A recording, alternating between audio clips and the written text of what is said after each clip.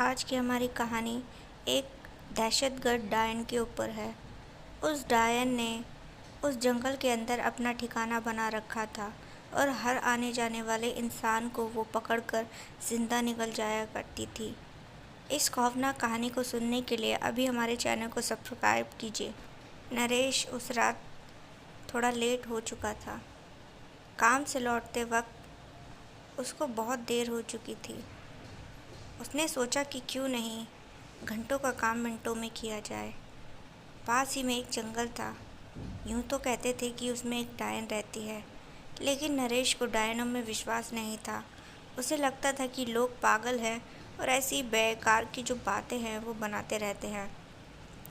तो नरेश ने जो था वो शॉर्टकट रास्ता उस रोज़ पकड़ लिया और वो उस जंगल वाले रास्ते से जल्द अपने घर पहुंचने के बारे में सोचने लगा।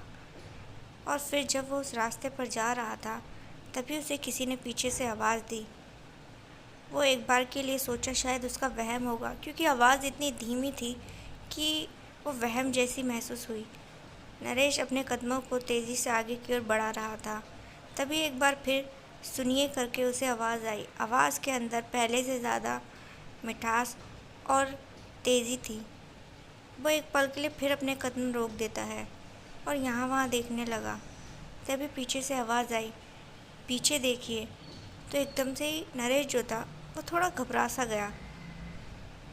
तो घबराने के बाद जो था उसने फिर से चलना शुरू कर दिया। उसे कुछ अजीब सा लगा। नरेश खुद से बोलता है, अरे ये तो किसी लड़की की आवाज़ है। कहीं ऐसा तो नहीं डाकू लुटेरे वगैरह की गैंग की हुई है। मुझे यहाँ रुकना नहीं चाहिए, मुझे चलते रहना चाहिए।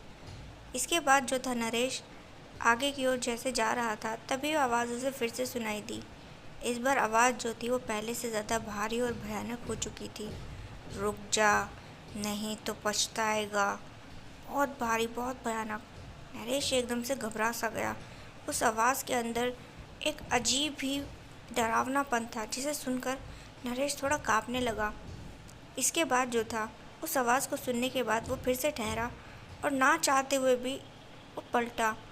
और जैसे ही पलटा तो उसने देखा कि एकदम भयानक एक औरत उसके सामने खड़ी थी। उसका रूप रंग बेहद डरावना कि कोई भी उसे देखकर एकदम से चीख पड़े।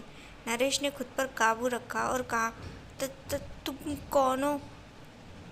तो उस औरत ने कहा, इस जंगल में सिर्फ एक ही औरत रह सकती है और वो हूँ मैं हूँ डायन। नरेश ने कहा, तो मैं थोड़ी ना औरत हूँ, मैं तो आदमी हूँ, तो तुम मुझे क्यों रोक रही हो? डायन ने कहा, इस जंगल में सिर्फ मेरा राज चलता है और अगर कोई इंसान भूला बिसरा यहाँ आ भी गया तो मैं उसे ज़िंदा निकल जाती हूँ। तो नरेश ने कहा, देखो तुम जो भी हो, डायन वगैरह जो भी, मैं तुम पे विश्वास नहीं करता। तुम मेरे साथ कुछ नहीं कर सकते। डायन हंसने लगी। सोची कि ये कितना बेवकूफ़ इंसान है, सामने डायन खड़े होने के बावजूद भी ऐसी बातें कर रहा है। उसने हंसते हुए कहा, अरे मूर्ख, तेरे सामने साक्षात्कार डायन खड़ी है, फिर भी तुझे यकीन नहीं हो रहा? लगता है तू दिमाग से पैदल है। नरेश को उस डायन के वजूद पर अब तक यकीन तो आ चुका था, लेकिन इसी के साथ वो घबरा रहा था कि आखिर अब वो इस डायन से कैसे अपना पीछा छुड़ाए, क्योंकि वो तो ऐसी हालत में नहीं लग रही थी कि वो उसे ज़िंदा जाने देगी। उसने डायन से कहा, तुम मुझे जाने दो, मैंने तुम्हारा क्या बिगाड़ा है? डायन ने कहा, अरे मूर्ख, तुझे खाकर ही तो मैं आज अपनी भूख मिटाऊंगी। कैसी बेकार की बातें करता है।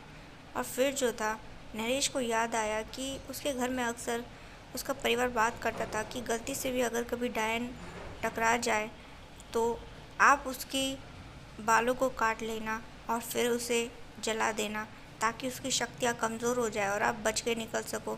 नरेश ये सोच रहा था कि किस तरीके से वो उस डायन के बालों को काटे।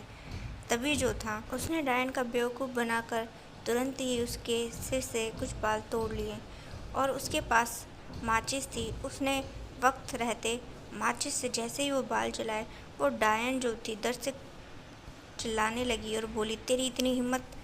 तो तभी जो था वो उस पर जैसे ही अटैक करती है, लेकिन उसकी सारी शक्तियाँ ख़त्म हो चुकी थी और नरेश जो था उसे धक्का देकर वहाँ से बचकर निकल जाता है।